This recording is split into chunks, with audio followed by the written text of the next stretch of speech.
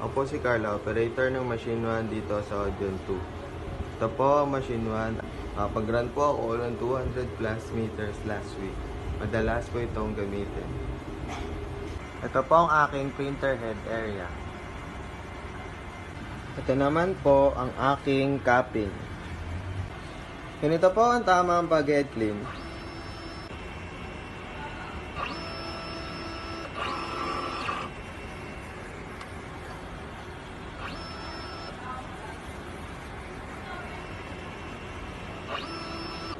Ito naman po ang tamang pag-check ng nozzle.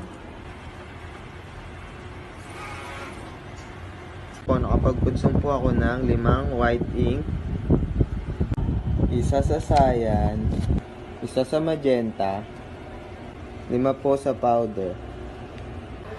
Ito naman po ang stock set unused. Sakto lang po ang stocks namin na good for 5 days.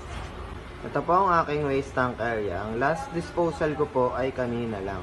Ito naman po sa kabila ang aking AVR na may 3000 volts.